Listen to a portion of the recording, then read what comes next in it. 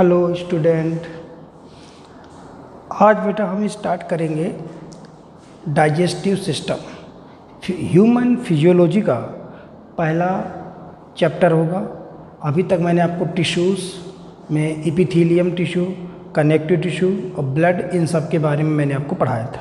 अब अपन लोग पहला टॉपिक ह्यूमन फिजियोलॉजी का पहला चैप्टर डाइजेशन सिस्टम स्टार्ट करेंगे, जिसे बोलेंगे डाइजेस्टिव सिस्टम। एनसीईआरटी में शायद इसका नाम दिया गया है डाइजेशन एंड एब्जॉर्प्शन। ठीक, तो अब देखना इस डाइजेस्टिव सिस्टम में सबसे पहले अगर हम बात करें, देखना हम पढ़ेंगे डाइजेस्टिव सिस्टम। अब डाइजेस्टिव सिस्टम में आज अपन लोग सिर्फ जनरल बातें इसमें देखेंगे कि डाइजेस्टिव सिस्टम में सबसे पहले अगर हम बात करें डाइजेशन क्या होता है।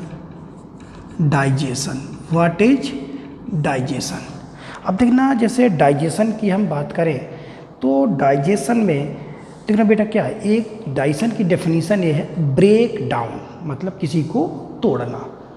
Break down of complex organic substance. किस सब्सटेंस को तोड़ेंगे? देखो बेटा हम अपनी डाइट में लेते क्या क्या है, protein, fat, carbohydrate, minerals and vitamins, इतनी चीज़ें अपन लोग अपनी डाइट में लेते हैं।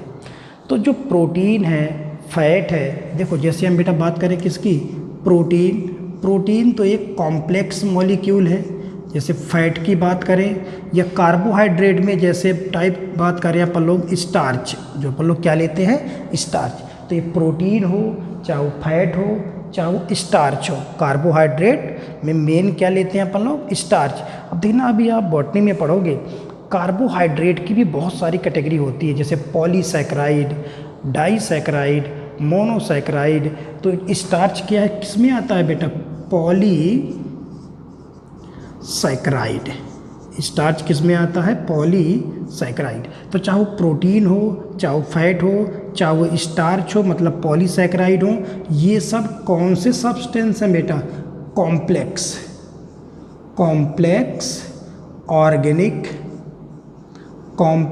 Organic substance. तो देखो आपने प्रोटीन लिया, फैट लिया, स्टार्च लिया, लेकिन ये है कौन से सब्सटेंस, कॉम्प्लेक्स सब्सटेंस हैं। प्रोटीन का या फैट का या स्टार्च का एज सच एलिमेंट्री कैनाल में एब्जॉर्प्शन नहीं होता। तो इसके लिए हमें किसकी ज़रूरत पड़ेगी बेटा, डाइजेशन की। तो डाइजेशन क्या है, इन कॉम्प्लेक्स ऑर्गेनिक सब्सटेंस को ब्रेक डाउन करना। ठीक है, तोड़ेंगे अपन लोग, ब्रेक डाउन करेंगे, लेकिन कब तक करेंगे, तब तक ब्रेक डाउन बेटा करेंगे जब तक इनका सिंपल एब्जॉर्बेबल फॉर्म ना आ जाए। मतलब तब तक हम इसको ब्रेक डाउन करेंगे जब तक ये अपने एब्जॉर्बेबल फॉर्म में ना आ जाए, जिस फॉर्म में हमारे एलिमेंट्री कैनाल में इसका एब्जॉर्प्शन हो, उस फॉर्म तक अपन लोग इसको तोड़ेंगे। अब देखना प्रोटीन का जो ब्रेक डाउन होता है वो किस में होता है बेटा, अमीनो एसिड। प्रोटीन को हम किस में तोड़ेंगे, फाइनली अमीनो एसिड में तोड़ेंगे। फैट को किस में तोड़ेंगे हम, फैटी एसिड प्लस ग्लिसरॉल में तोड़ेंगे हम। और स्टार्च जो कि बेटा पॉलीसैकराइड है, इसे हम तोड़ेंगे मोनोसैकराइड में। किस में तोड़ेंगे, मोनोसैकराइड। ठीक ना, तो पॉलीसैकराइड को हम तोड़ेंगे मोनोसैकराइड में। अब मोनोसैकराइड क्या होते हैं, जैसे हम बात करें ग्लूकोज, गैलेक्टोज, फ्रक्टोज, इन सब में अपन लोग इसको तोड़ देंगे, क्योंकि हमारी एलिमेंट्री कैनाल में इन्हीं का एब्जॉर्प्शन होता है। ये चीज़ें एब्जॉर्ब नहीं होती हैं। तो ये बेटा कौन से फॉर्म हो गए, सिंपल फॉर्म हो गए, सिंपल सब्सटेंस हो गए। तो यही तो है डाइजेशन, दिस इज डाइजेशन, ये है डाइजेशन। तो डाइजेशन क्या है, डाइजेशन मतलब ब्रेक डाउन। एनसीईआरटी में टर्म यूज किया था ब्रेक डाउन, लेकिन रियल में ब्रेक डाउन ना बोल के हम इसे हाइड्रोलिसिस भी बोल सकते हैं। ब्रेक डाउन डाइजेशन में एनसीईआरटी में जो डेफिनेशन लिखता है, break down of complex organic substance. Real digestion का मतलब ब्रेक डाउन तो ठीक है, लेकिन रियल जो टर्म है ब्रेक डाउन की जगह हमें रियल टर्म क्या यूज करना है, हाइड्रोलाइसिस, मतलब हाइड्रोलिसिस कर देना, उसको तोड़ना। तो ब्रेक डाउन भी एक टर्म है, लेकिन ज़्यादा सही टर्म क्या आएगा बेटा, हाइड्रोलाइसिस। डाइजेशन मीन्स हाइड्रोलाइसिस, ठीक है। आप complex organic substance into simple absorbable form, जब तक हम तोड़ेंगे जब तक उसका सिंपल एब्जॉर्बेबल फॉर्म ना आ जाए। तो देखो आपने प्रोटीन को किस में तोड़ा, अमीनो एसिड, फैट को किस में तोड़ा, फैटी एसिड ग्लिसरॉल, स्टार्च को किस में तोड़ेंगे, मोनोसैकेराइड में तोड़ेंगे, ठीक। लेकिन digestion is carry out by, it is carry out by both mechanical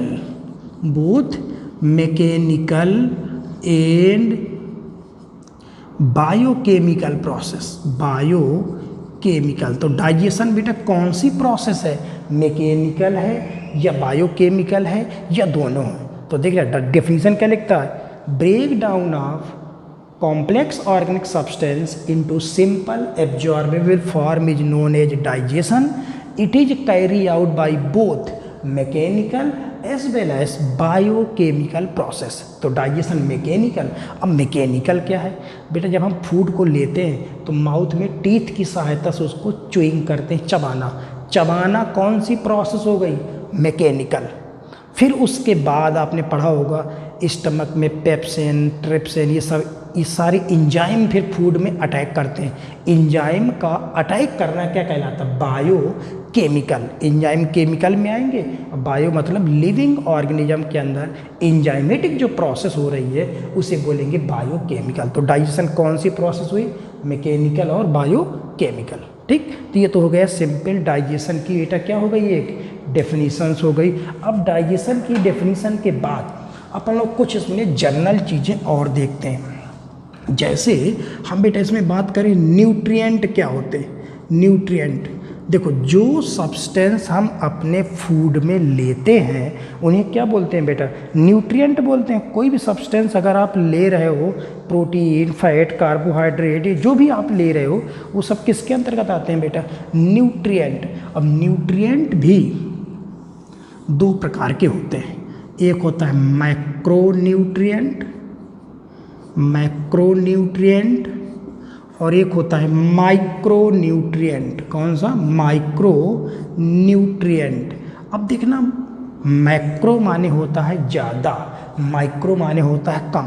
मतलब ऐसे न्यूट्रिएंट जिनकी ज़रूरत हमें ज़्यादा मात्रा में पड़ती हो, जिन चीज़ों को हम ज़्यादा मात्रा में इनटेक करते हैं उन्हें बोलते हैं मैक्रोन्यूट्रिएंट, और जिन्हें हम कम मात्रा में लेते हैं उन्हें बोलते हैं माइक्रोन्यूट्रिएंट।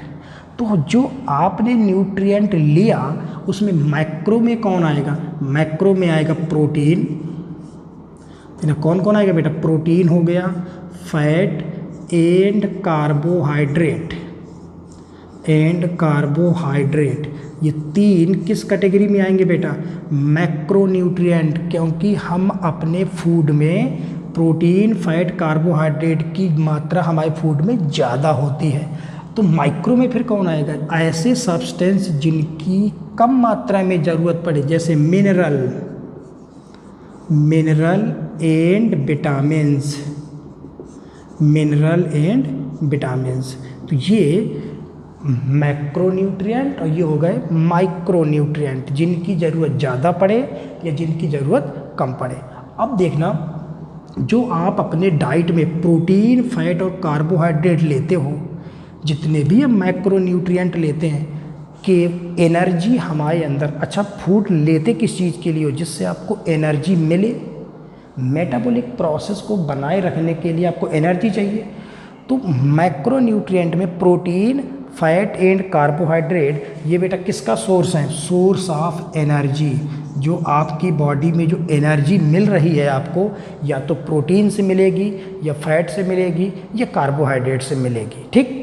लेकिन माइक्रोन्यूट्रिएंट से हमें एनर्जी नहीं मिलती। आप कहोगे सर विटामिन से या मिनरल से जब हमें कोई एनर्जी ही नहीं मिलती तो फिर हम इसको ले क्यों रहे। देखना, micronutrient these are the not source of energy, ये एनर्जी का सोर्स नहीं है। तो फिर क्वेश्चन आता कि लेते क्यों हैं, इनकी इतनी इम्पोर्टेंस क्यों है, but they are required to maintain physiological process. ये एनर्जी का सोर्स नहीं है मिनरल और विटामिन्स, लेकिन ये हमारे मेटाबॉलिक प्रोसेस को बनाए रखने के लिए ज़रूरी है। अभी देखना बेटा बॉटनी में पढ़ोगे कि देखना पूरी मेटाबॉलिक प्रोसेस कौन कंट्रोल करता है बेटा, एंजाइम कंट्रोल करते हैं। ये बात आपको पता है कि एंजाइम ही पूरी मेटाबॉलिक प्रोसेस को कंट्रोल करते हैं। अब एंजाइम को एक्टिवेट करने के लिए कई तरह के मिनरल्स और कई तरह की विटामिन्स की क्या पड़ती है, ज़रूरत पड़ती है। अगर मिनरल नहीं होंगे, आपके अंदर विटामिन्स नहीं होंगे, तो एंजाइम तो है, प्रोटीन, फैट, कार्बोहाइड्रेट भी है, लेकिन वो एंजाइम एक्टिवेट ही नहीं होगा। जब एक्टिवेट नहीं होगा तो फिजियोलॉजिकल प्रोसेस एक्सेलरेट नहीं होगी। तो बताओ माइक्रो का काम क्या है, these are the not source of energy but they are required to maintain their physiological process. अब देखना जो माइक्रो न्यूट्रिएंट, चाहे प्रोटीन, फैट, कार्बोहाइड्रेट लो आपने लिया, इनका ऐसे ही एब्जॉर्प्शन नहीं हो सकता। देखा आपने, इन सारे सब्सटेंस को हमने इनमें ब्रेक डाउन किया, मतलब मैक्रोन्यूट्रिएंट को डाइजेशन की ज़रूरत पड़ेगी, आपको इनको ब्रेक डाउन करना होगा। लेकिन माइक्रोन्यूट्रिएंट में डाइजेशन की कोई ज़रूरत नहीं है। जो मिनरल होते हैं, जो विटामिन्स होते हैं, इनके डाइजेशन की ज़रूरत नहीं है, ये एज सच एब्जॉर्ब हो जाते हैं। सपोज करो आपने कैल्शियम लिया, तो कैल्शियम को किस में तोड़ोगे आप, कैल्शियम तो ऐसे ही एब्जॉर्ब हो जाएगा, सोडियम ऐसे ही एब्जॉर्ब हो जाएगा, विटामिन ए लिया वो भी ऐसे ही एब्जॉर्ब हो जाएगा। तो मिनरल और विटामिन में डाइजेशन की ज़रूरत नहीं है, ये एज सच ही क्या हो जाते हैं बेटा, री एब्जॉर्ब हो जाते हैं बॉडी में। इतनी बात आपको क्लियर। तो देखो ये हो गया न्यूट्रिएंट।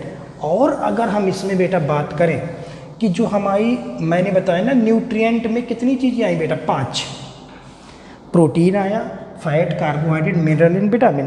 तो जो आप डाइट लेते हो, जैसे हम बात करें बैलेंस डाइट, बैलेंस अगर हम डाइट की बात करें कि एक आदमी को इन 5 चीज़ों को किस हिसाब से लेना चाहिए जिससे उसकी डाइट बैलेंस डाइट कहलाए।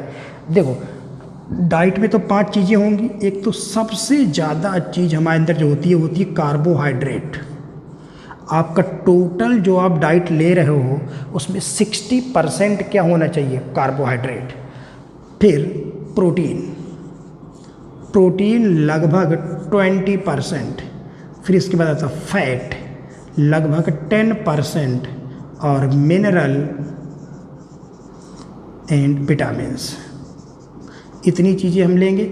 Mineral 5%, vitamin 5%। देखा आपने, इनकी ज़रूरत कम मात्रा में है तो कहाँ चलेगा ये, माइक्रो में, और इनकी ज़रूरत ज़्यादा है तो किस में आ गए, मैक्रो न्यूट्रिएंट में आ गए। तो this is the balance diet. हमारी डाइट में सबसे ज़्यादा होना चाहिए कार्बोहाइड्रेट, फिर प्रोटीन, फिर फैट। इनका सीक्वेंस कभी कभार पूछा जाता है। मिनरल, विटामिन बहुत कम हमें ज़रूरत पड़ती है। अब एक चीज़ ध्यान रखना बेटा, मैंने कहा ना ये तीनों एनर्जी का सोर्स हैं, लेकिन एक नॉर्मल आइडियल पर्सन के अंदर जो ये डाइट ले रहा है उसमें मेन एनर्जी का सोर्स होता है कार्बोहाइड्रेट और फैट। प्रोटीन जनरली एनर्जी का सोर्स नहीं है। ऐसा नहीं कि प्रोटीन एनर्जी नहीं दे सकता, प्रोटीन एनर्जी देगा, लेकिन नॉर्मल कंडीशन में अगर आप बैलेंस डाइट ले रहे हो तो उसमें मेन एनर्जी आप ग्लूकोज, आपने सुना होगा, मतलब कार्बोहाइड्रेट से ही लेते हो, फिर हम फैट से लेते हैं। और प्रोटीन का यूज नॉर्मल बॉडी एनर्जी के रूप में नहीं करती। तो फिर कहोगे सर प्रोटीन का काम क्या है। प्रोटीन आपने सुना होगा ना, ऑल एंजाइम आर प्रोटीन। तो बेटा प्रोटीन कोई सेल बनानी है, आपको बॉडी को रिपेयर करना है, आपने सेल पढ़ा होगा, सेल में आपने सेल का कंस्टिट्यूएंट पढ़ा होगा। सेल 3 चीज़ से तो मिलकर बनती है, प्रोटीन, फैट और कार्बोहाइड्रेट। 3 चीज़ों से ही मिलकर बनी होती है सेल। तो बिना प्रोटीन के, प्रोटीन अगर नहीं है तो आपकी बॉडी में ग्रोथ तो हो ही नहीं सकती। ग्रोथ कराने के लिए क्या चाहिए आपको, नई नई सेल्स बनानी पड़ेंगी। अगर आप ग्रोथ करा रहे हो तो ग्रोथ कराने के लिए नई नई सेल चाहिए, और नई नई सेल बनाने के लिए प्रोटीन बहुत ज़रूरी है। ऐसे समझो आप। ले इनको हटाता हूँ मैं। देखना, कार्बोहाइड्रेट अभी आप बायोमोलिक्यूल चैप्टर में पढ़ोगे बॉटनी में, और फैट मतलब कार्बोहाइड्रेट और फैट, अगर इनके बारे में जब आप पढ़ोगे तो कार्बोहाइड्रेट फैट केवल 3 चीज़ों से मिलकर बने होते हैं। इसमें कार्बन होता है, हाइड्रोजन होता है, ऑक्सीजन। बस कार्बोहाइड्रेट फैट किससे किससे? कार्बन, हाइड्रोजन और ऑक्सीजन से ही मिलके बनते हैं। जबकि प्रोटीन में बेटा क्या क्या होता है? प्रोटीन में कार्बन, हाइड्रोजन, ऑक्सीजन और क्या होता है? नाइट्रोजन। अब देखना आप, मेन एनर्जी का सोर्स है कार्बोहाइड्रेट एंड फैट। इसमें कार्बन, हाइड्रोजन और ऑक्सीजन ही पाया जाता है। मतलब कार्बोहाइड्रेट फैट में कभी नाइट्रोजन नहीं होता। अब प्रोटीन में हमेशा क्या मिलना चाहिए? नाइट्रोजन। मतलब कौन सा ग्रुप लगा होता आपने पढ़ा होगा? NH2 group. अमीनो एसिड पे कौन सा ग्रुप होता है प्रोटीन में? NH2 group. तो देखो अब यहाँ पे क्वेश्चन देखना, बड़ा इंटरेस्टिंग क्वेश्चन बनते हैं 2-3 कि कार्बोहाइड्रेट और फैट। देखो हमारी बॉडी में क्या होता है, हम कार्बोहाइड्रेट लेते हैं, उसे एनर्जी के रूप में यूज करते हैं। अगर आपने नहीं यूज किया तो वही कार्बोहाइड्रेट किस में बदल दिया जाता है? फैट में। मतलब कार्बोहाइड्रेट से फैट बना सकते हो, फैट से कार्बोहाइड्रेट बना सकते हो। ठीक, मतलब फैट की कमी कार्बोहाइड्रेट दूर कर सकता है, कार्बोहाइड्रेट की कमी फैट दूर कर सकता है। लेकिन क्या ले, अब आप अपनी डाइट में एक भी प्रोटीन सपोज करो नहीं ले रहे हो, प्रोटीन नहीं ली, सिर्फ आप कार्बोहाइड्रेट फैट ले रहे हो, क्या कार्बोहाइड्रेट फैट प्रोटीन की एनर्जी को पूरा कर सकते हैं? क्या प्रोटीन की कमी को पूरा कर सकते हैं? क्या इनमें तो कार्बन, हाइड्रोजन, ऑक्सीजन था, नाइट्रोजन है ही नहीं। तो ध्यान रखना, कार्बोहाइड्रेट और फैट ये प्रोटीन की कमी को पूरा नहीं कर सकते। लेकिन प्रोटीन अगर आपने ली है अपनी डाइट में, अगर आपने प्रोटीन ली है तो प्रोटीन से कार्बोहाइड्रेट बनाया जा सकता है या फैट। NH2 ग्रुप हटा दो। जैसे प्रोटीन से अगर हमें ये कार्बोहाइड्रेट या फैट बनाना है तो नाइट्रोजन हट जाएगी और या तो फैट में बदल जाएगा या कार्बोहाइड्रेट में बदल जाएगा। तो कुल मिला के एक चीज़ ज़रूर याद रखना, protein deficiency is not compensate by carbohydrate and fat. Protein की कमी कभी फैट और कार्बोहाइड्रेट दूर नहीं कर सकता। तो प्रोटीन की कमी कौन दूर कर सकता है? Protein deficiency only compensate bye protein. अगर आपके अंदर प्रोटीन की कमी है तो केवल प्रोटीन लेने से ही वो दूर होगी। जबकि कार्बोहाइड्रेट या फैट की डिफिशियंसी, मान लो मेरे अंदर कार्बोहाइड्रेट की कमी हो गई तो कार्बोहाइड्रेट की कमी प्रोटीन भी पूरा कर सकता है, फैट भी पूरा कर सकता है। या फैट की कमी कार्बोहाइड्रेट पूरा कर सकता है या प्रोटीन कर सकते हैं। ये बात समझ गए ना? Protein deficiency never compensate by fat and carbohydrate. अब देखो, जो मैंने बैलेंस डाइट बताई कि बैलेंस डाइट क्या होती है किस तरह से। अब देखना हमारे अंदर बेटा क्या होता है कि एक कोई नॉर्मल पर्सन है, सपोज करो एक नॉर्मल पर्सन है। अब कोई व्यक्ति बहुत लंबे समय तक उपवास करता है, स्टारवेशन कंडीशन है, सपोज करो भुखमरी की अवस्था में किसी व्यक्ति को खाना ही नहीं मिला, मान लिया 10-15 दिन तक किसी कारणवश किसी व्यक्ति को खाना नहीं दिया जा रहा, तो उसके अंदर अब होगा क्या?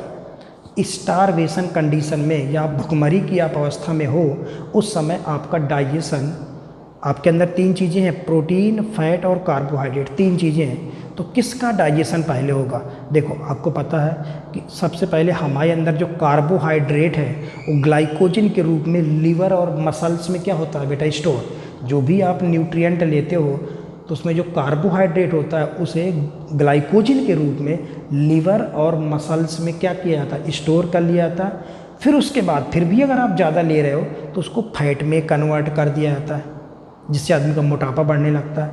अब अगर भुखमरी की अवस्था आती है तो सबसे पहले बॉडी कार्बोहाइड्रेट का कंजप्शन करेगी। सबसे पहले किसका करेगी? कार्बोहाइड्रेट। अब देना कार्बोहाइड्रेट तो मेन सोर्स है एनर्जी का, तो भुखमरी की अवस्था में जितना आपके अंदर ग्लाइकोजन मसल्स में या लिवर में इकट्ठा है उसको तुरंत यूज करके बॉडी एनर्जी ले लेगी, ठीक है। अब ग्लाइकोजन भी ख़त्म हो गया, मतलब कार्बोहाइड्रेट ख़त्म हो गया, तो अब नंबर किस में लगे, प्रोटीन पे या फैट पे। तो यही कन्फ्यूजन होता है कि प्रोटीन पे लगे या फैट पे लगे। दूसरे नंबर पे नंबर लगेगा फैट पे और लास्ट में नंबर लगेगा प्रोटीन पे। और जैसे प्रोटीन कंज्यूम हो जाएगी तो आदमी की डेथ हो जाएगी। अब देखना यहाँ ये तो हमें ठीक है कि फर्स्ट नंबर पे कार्बोहाइड्रेट, अब ये कैसे याद रखें कि प्रोटीन पहले होगा कि फैट पहले होगा। अच्छा मान लो कार्बोहाइड्रेट कंज्यूम हुआ पहले, ठीक है, उसके बाद मान लो प्रोटीन पे नंबर लगा दो आप, पूरी प्रोटीन ख़त्म, फैट अभी रखा है, पूरी प्रोटीन ख़त्म। प्रोटीन ख़त्म हो गई तो आपको एक लाइन तो आपको याद है ना, ऑल एंजाइम आर प्रोटीन, मतलब आपकी प्रोटीन ख़त्म हो गई तो एंजाइम तो वैसे ही ख़त्म हो गए ना, क्योंकि एंजाइम किसके बने हैं, प्रोटीन के, तो फैट रखा ही रह गया, आदमी पहले मर गया। समझ रहे हैं ना, मतलब एंजाइम होंगे नहीं तो काम होंगे नहीं। इसलिए भुखमरी की अवस्था में पहले कौन, कार्बोहाइड्रेट, फिर दूसरे नंबर पे जो आपके अंदर एक्स्ट्रा फैट रखा है उसको कंज्यूम करेंगे, लास्ट में नंबर किस में लगाएंगे बेटा, प्रोटीन पे नंबर लगेगा, ठीक है। तो इस तरह से ये बैलेंस डाइट मैंने देखी, ठीक ना, और बैलेंस डाइट में कौन सी चीज़ें किस तरह होती हैं वो अपन ने देखा, और किसकी कमी को कौन दूर कर सकता है वो मैंने आपको बताया, ठीक। अब चलो, अब इसके बाद हम एक दो चीज़ें बेटा इसमें और देखते हैं, जैसे जनरल चीज़ें ये भी एनसीईआरटी में नई जोड़ी गई हैं, ये नई एनसीईआरटी में जोड़ के आई हैं। जैसे हम बात करें प्रोटीन, प्रोटीन एनर्जी माल न्यूट्रिशन क्या होता है, बड़ा ही इम्पोर्टेंट है बेटा, ये बहुत ज़्यादा क्वेश्चन आते हैं। PEM, protein energy malnutrition, मतलब माल न्यूट्रिशन का मतलब होता है कि न्यूट्रिशन की कमी होना। माल न्यूट्रिशन मतलब हमेशा कहीं पे टर्म है, माल टर्म का मतलब होता है कम, तो न्यूट्रिशन की कमी हो जाना।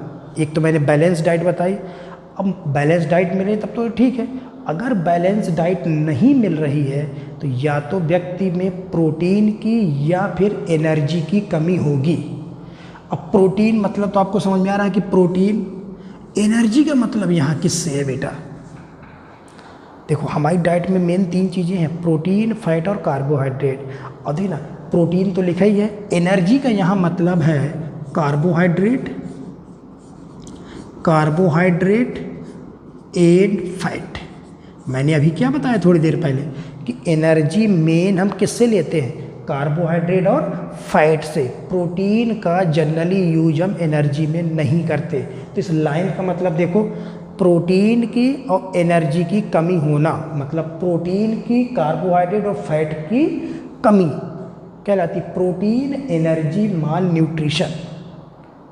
अब बताओ, एनर्जी का दिमाग में एक चीज़ रखना, एनर्जी मतलब कार्बोहाइड्रेट और फैट। क्या प्रोटीन की कमी एनर्जी मतलब कार्बोहाइड्रेट फैट पूरा कर सकता है क्या, नहीं कर सकता ना, लेकिन एनर्जी की कमी प्रोटीन पूरी कर सकता है। मतलब अगर कार्बोहाइड्रेट या फैट की कमी है तो प्रोटीन उसको पूरा कर सकता है, लेकिन प्रोटीन की कमी ये दोनों पूरी नहीं कर सकते। तो देखना, प्रोटीन एनर्जी माल न्यूट्रिशन का मतलब है कि यदि मान लो किसी की डाइट में प्रोटीन, फैट या कार्बोहाइड्रेट की कमी हो जाना कहलाता है PEM। ये जनरली बीमारियां न्यू बॉर्न बेबी या छोटे बच्चों में देखी जाती हैं। अगर छोटे बच्चों में प्रोटीन या कार्बोहाइड्रेट या फैट की कमी हो जाए तो उनमें 2 मेन बीमारियां देखी जाती हैं। आपने बेटा इन बीमारियों के बारे में छोटी क्लासेस में भी पढ़ा होगा, 5वीं 6वीं क्लास में आपने पढ़ा होगा। ये 2 प्रोटीन एनर्जी माल न्यूट्रिशन से बच्चों में 2 मेन बीमारियां होती हैं। एक बीमारी होती है क्वाइशर कॉर, और एक होती है मेरेस्मस। 2 बीमारियां होती हैं बेटा, क्वाइसाकोर और मेरेस्मस, बहुत ही इम्पॉर्टेंट बीमारियां हैं। देखना, क्वाइसाकोर और marasmus both are protein energy malnutrition, मतलब इन बीमारी में प्रोटीन या कार्बोहाइड्रेट या फैट की क्या होती है, कमी होती है। क्लियर ये बात। अब देखो, अब कई बार बेटा क्वेश्चन कैसे आते हैं कि क्वाइसाकोर के सिम्टम क्या होते हैं, मेरस्मस के सिम्टम क्या होते हैं, या क्वाइसाकोर किसकी कमी से होता है। तो देखना, kwashiorkor disease it only occurs due to deficiency only protein deficiency. देखो, क्वाइसाकोर बीमारी किसकी कमी से होती है, ओनली प्रोटीन। मतलब कोई बच्चा है, उसे फैट भी पर्याप्त मिल रहा है, कार्बोहाइड्रेट भी पर्याप्त मिल रहा है, लेकिन क्या नहीं बिल्कुल मिल रहा, प्रोटीन। अगर प्रोटीन की कमी होती है तो उस बीमारी का नाम है क्वाइसाकोर।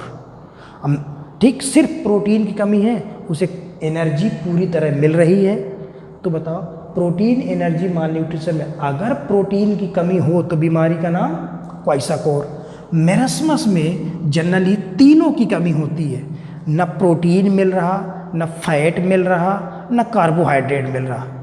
मतलब कुल मिला के भुखमरी है, कुछ भी नहीं मिल रहा, न प्रोटीन, न फैट, न कार्बोहाइड्रेट, तीनों। ठीक ना, तीनों कमी। लेकिन मेनली अगर मेनली कि बेटा मेनली क्या होता है, मेनली एनर्जी। लेकिन मेनली कमी किसकी होती है, एनर्जी। मतलब कार्बोहाइड्रेट प्लस फैट। ऐसे देखो, इसमें केवल कमी किसकी, प्रोटीन। इसमें भुखमरी है, प्रोटीन, फैट, कार्बोहाइड्रेट। अच्छा, तो फैट और कार्बोहाइड्रेट को मैं एक टर्म बार बार यूज करूँगा, एनर्जी। मतलब इसमें प्रोटीन और एनर्जी दोनों की कमी होती है, लेकिन मेन दोनों तो होती है, ठीक है, लेकिन मेन एनर्जी, मेन किसी कमी होती है, कार्बोहाइड्रेट और फैट की मेन कमी होती है। तो क्वेश्चन आए कि बताओ, प्रोटीन की कमी से कौन सा बीमारी होगी, क्वाइसाकोर। एनर्जी की कमी से कौन सी होगी, मेरस्मस। अब ऐसा नहीं कि एनर्जी में प्रोटीन कमी भी हो सकती है, लेकिन मेन एनर्जी की कमी होगी। मतलब इसे कुछ भी नहीं मिल रहा। अब देखो, ये जो क्वाइसाकोर होता है ना, जनरली 1 से 3 साल के बच्चों में देखा जाता है, ठीक। और मेरस्मस बिलो 1 ईयर चाइल्ड, 1 साल से नीचे बच्चों में देखा जाता है मेरस्मस। तो ये ध्यान रखना, किसकी कौन कमी से हो रहा है, बात समझ में आ रही है ना। प्रोटीन केवल, और यहाँ तीनों, लेकिन मेन एनर्जी मतलब कार्बोहाइड्रेट और फैट।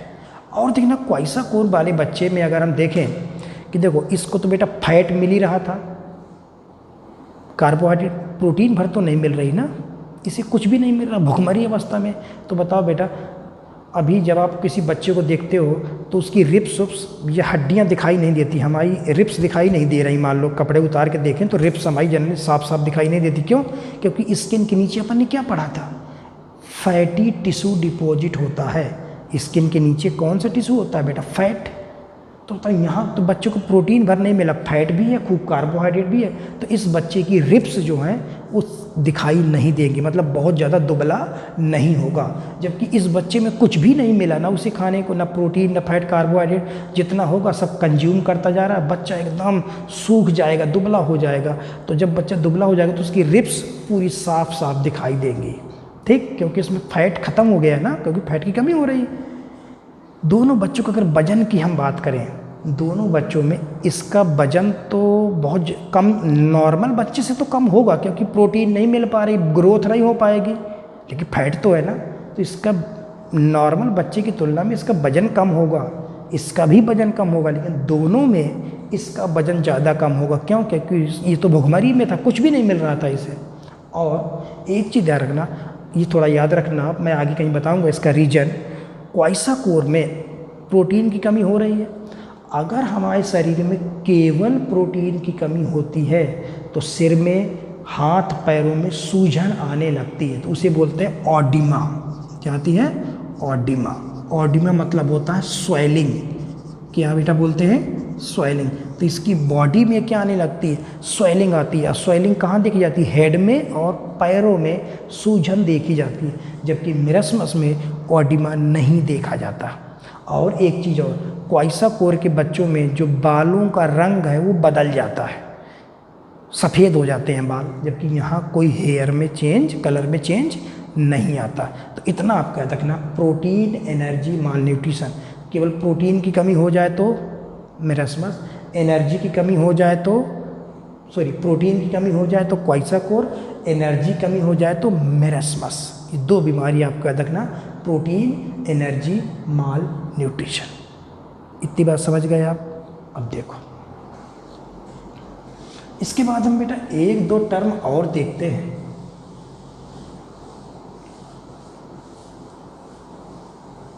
देखना 2 टर्म एनसीईआरटी में और नए ऐड किए गए हैं। एक है calorific fuel value, calorific fuel value, और एक है फिजियोलॉजिकल फ्यूल वैल्यू। 2 टर्म अपन को याद रखना, कैलोरीफिक फ्यूल वैल्यू क्या है और फिजियोलॉजिकल फ्यूल वैल्यू क्या है। देखो हमारे पास प्रोटीन है, फैट है और कार्बोहाइड्रेट, 3 चीज़ें होती हैं और तीनों से बेटा हमें एनर्जी मिलती है। और आपको पता है एनर्जी की यूनिट क्या होती है बेटा, किलो कैलोरी। एनर्जी को जूल में नापते हो या आप किस में नापते हो बेटा, किलो कैलोरी में आप एनर्जी को नापते हो। तो देखना कैलोरीफिक फ्यूल वैल्यू का मतलब है कि energy produced in kilo calorie, energy produced in kilo calorie when 1 gram of substance burn inside bomb calorimeter. एक बेटा फिजिक्स में आप जब हीट पढ़ोगे तो आप उसमें पढ़ोगे एक मशीन होती है कैलोरीमीटर, जिसे बोलते हैं बॉम्ब कैलोरीमीटर। सपोज करो ये एक मशीन है जिसे बोलते हैं बॉम्ब कैलोरीमीटर, बॉम्ब कैलोरीमीटर। इसमें 1 ग्राम आप सब्सटेंस डालो और 1 ग्राम जब हम सब्सटेंस डालेंगे तो वो जलेगा और जलेगा, उससे क्या मिलेगी हमें, एनर्जी। तो 1 ग्राम सब्सटेंस को बॉम्ब कैलोरीमीटर के अंदर पूर्ण रूप से जो है कंबस्शन करना, जलाना से जितनी एनर्जी मिलती है उसे बोलते हैं calorific fuel value. For example देखना, for 1 gram carbohydrate, 1 gram protein और 1 ग्राम फैट ले। हम मशीन के अंदर उस बॉम्ब कैलोरीमीटर के अंदर 1 ग्राम अगर कार्बोहाइड्रेट डालते हैं, ये वैल्यू आपको याद करनी पड़ेगी। 1 ग्राम अगर आप कार्बोहाइड्रेट डाल के जलाते हो तो एनर्जी मिलेगी 5.4 किलो कैलोरी। 1 ग्राम कार्बोहाइड्रेट को बर्न करें तो कितनी एनर्जी बेटा मिलेगी, 1 ग्राम कार्बोहाइड्रेट को बर्न करें तो मिलेगी 4.1 किलो कैलोरी एनर्जी। और 1 ग्राम प्रोटीन को अगर बर्न करें तो 5.4 किलो कैलोरी एनर्जी। और 1 ग्राम फैट को जलाओगे तो मिलेगी 9.2 किलो कैलोरी एनर्जी। ये डाटा आपको याद करना पड़ेगा। देखो 1 ग्राम मैंने कार्बोहाइड्रेट लिया, मशीन में डाला, पूरी तरह से कंबशन हुआ तो कितनी एनर्जी मिलेगी 1 ग्राम कार्बोहाइड्रेट से, 4.1 किलो कैलोरी। प्रोटीन से इतनी, फैट से इतनी। ये डाटा आपको याद करना है। ये कहाँ पे आपने जलाया, बॉडी के अंदर जलाया कि बॉडी के बाहर मशीन में, बॉडी के बाहर मशीन में जलाया, तो इतनी एनर्जी हमें मिली। अब फिजियोलॉजिकल फ्यूल वैल्यू का मतलब क्या है, फिजियोलॉजिकल फ्यूल वैल्यू का मतलब है कि 1 ग्राम सब्सटेंस को बॉडी सेल के अंदर जलाने से जितनी किलो कैलोरी एनर्जी मिले। आप कहोगे सर बॉडी सेल में कहाँ जलाओगे, अरे आपने सुन रखा है ना कि बॉडी में सेल के अंदर भट्टी कौन है, भट्टी माइटोकॉन्ड्रिया। चीज़ें कहाँ जलती हैं बेटा, माइटोकॉन्ड्रिया में जलेंगी। और आपने पढ़ा होगा उसके लिए हमें ऑक्सीजन की ज़रूरत, हमारे अंदर ऑक्सीजन का यूज है कहाँ, इन्हीं को जलाने के लिए तो ऑक्सीजन चाहिए ना। ऑक्सीजन का यूज कहाँ होता है बेटा, माइटोकॉन्ड्रिया में। तो 1 ग्राम सब्सटेंस को पूर्ण रूप से ऑक्सीडाइज्ड करने के लिए, बॉडी सेल के अंदर ऑक्सीडाइज करने के लिए जितने किलो कैलोरी ऑक्सीजन की मतलब एनर्जी आपको मिले वो है फिजियोलॉजिकल फ्यूल वैल्यू। मतलब energy produced in kilo calorie by the complete oxidation. यहाँ बॉडी के अंदर ऑक्सीजन की प्रेजेंस में हो रहा है, यहाँ क्या बोलेंगे, कंबस्चन, जला रहे हो आप बाहर, कंबस्शन यहाँ बोलेंगे ऑक्सीडेशन से जितनी किलो कैलोरी एनर्जी आपको मिलेगी, this is physiological fuel value. देखो फॉर एग्जांपल 1 ग्राम कार्बोहाइड्रेट आप लो, 1 ग्राम आप प्रोटीन लो और 1 ग्राम आप फैट लो। अब देखना, आपने इन्हीं चीज़ों को बॉडी के बाहर बॉम्ब कैलोरी मीटर में जलाया था तो ये रिजल्ट आपके सामने थे। लेकिन अगर बॉडी के अंदर जलाओगे 1 ग्राम कार्बोहाइड्रेट को तो 4 किलो कैलोरी, प्रोटीन को जलाओगे तो 4 किलो कैलोरी, फैट को जलाओगे तो 9 किलो कैलोरी। देखो क्या रिजल्ट आया।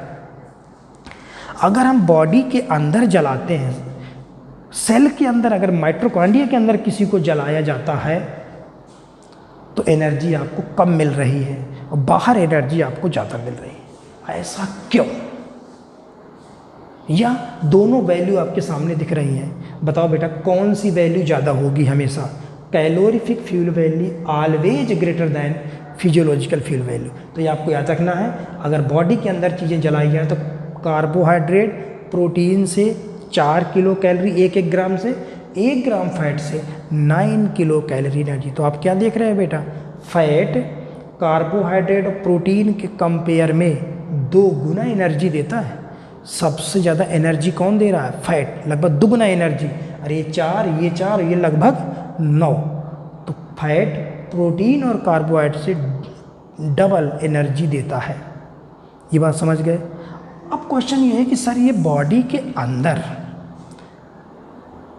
आखिर बॉडी के अंदर ये एनर्जी कम क्यों मिली हमें? बाहर तो ज़्यादा मिली। लेकिन बेटा देखना, ये एक सेल है, सेल के अंदर माइटोकॉन्ड्रिया है, माइटोकॉन्ड्रिया के अंदर आपने प्रोटीन भरा होगा या फैट भरा होगा, वो जल गया, एनर्जी आपको मिल गई, लेकिन एनर्जी कम मिली ना। जैसे बेटा आप कोयला को जलाओ, कोल अगर वो पूरी तरह जल जाए तो ज़्यादा एनर्जी मिलेगी। मान लो कुछ बचा रह गया, ये नहीं जला तो एनर्जी कम मिलेगी। इसका मतलब बॉडी के अंदर चीज़ें जल तो रही है लेकिन कंप्लीट तो नहीं जल रही।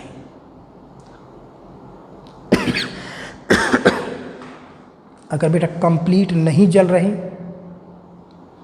तो कुछ ना कुछ तो वेस्ट प्रोडक्ट तो बन रहा होगा फालतू की। जैसे मान लो कोयला पूरा नहीं जला तो जो उसकी राख है, ऐश है, वो ज़्यादा निकलेगी। और पूरी तरह जल जाएगा तो बहुत कम ऐश बचेगी।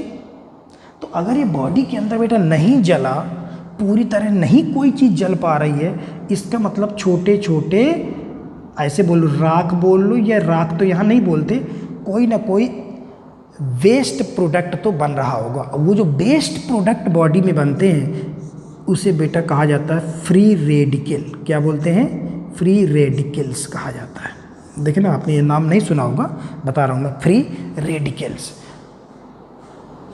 तो मतलब हमारे बॉडी के अंदर जो फालतू की चीज़, देखो प्रोटीन, फैट, कार्बोहाइड्रेट जल रहे हैं, उससे फालतू की मतलब नुकसानदायक एक ऐसी सब्सटेंस बन रहा है जो बॉडी के लिए ज़रूरी नहीं है, वेस्ट है, उसे बोलते हैं फ्री रेडिकल्स।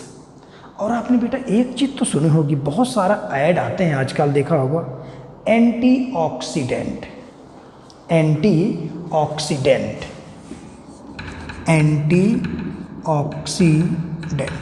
ये आपने नाम बहुत सुना होगा बेटा, एंटीऑक्सीडेंट।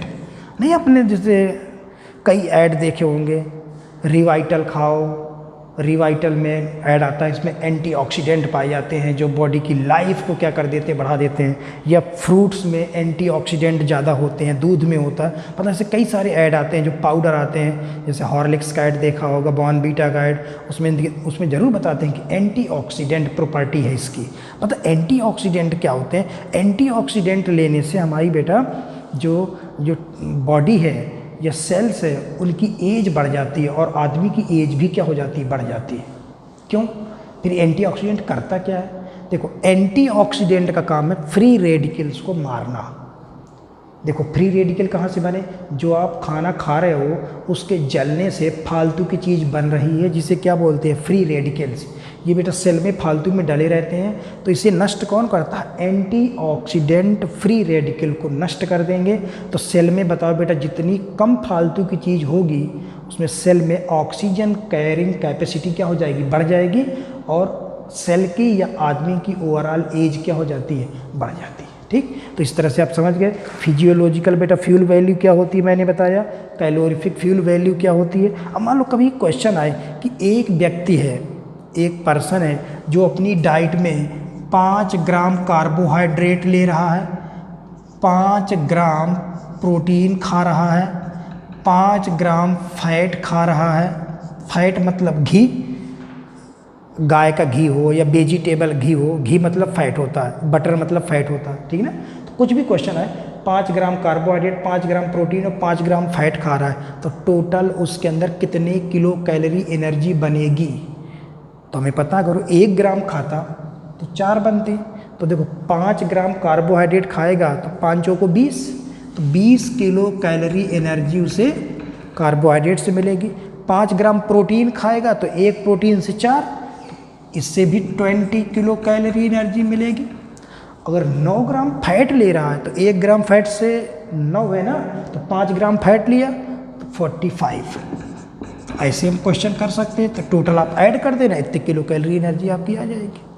समझ गए। तो इस तरह से ये कुछ जनरल चीज़ें हैं जो भी नई एनसीईआरटी में ऐड की गई हैं। अब बेटा एक लास्ट और इसमें देखें, एक टर्म यूज किया जाता है बेटा बार बार, बेसल मेटाबॉलिक रेट।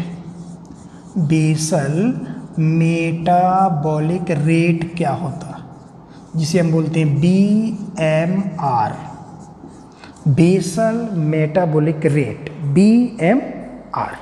देखो बेटा बेसल मेटाबॉलिक रेट क्या है, हमें देखो हमारे पूरा शरीर चल रहा है, इतने ब्रीदिंग कर रहे हैं, सारा सिस्टम ब्लड सर्कुलेशन हो रहा है, तो ये तो पूरा मशीनरी सिस्टम चल रहा है ना हमारे अंदर। और मशीन अगर चलेगी तो एनर्जी तो चाहिए, पूरा मशीनरी सिस्टम चल रहा है उसके लिए एनर्जी चाहिए। बेसल मेटाबॉलिक रेट मतलब energy, total amount of energy required to maintain their physiological process. काम करने के लिए नहीं, हमें जिंदा रहने के लिए, अपने शरीर को चलाने के लिए कम से कम जितनी किलो कैलोरी एनर्जी की हमें पर डे आवश्यकता है वो है बेसल मेटाबॉलिक रेट। एक नॉर्मल पर्सन में 1800 किलो कैलोरी आपको पर डे, आप दिन पर डे लेटे भी हो तो आपका शरीर तो काम कर रहा है ना अंदर अंदर। तो हमारे शरीर को चलाने के लिए कम से कम जितनी किलो कैलोरी एनर्जी की ज़रूरत है वो है बेसल मेटाबॉलिक रेट, BMR। कितनी होती है एक नॉर्मल पर्सन की, 1800 किलो कैलोरी ये है।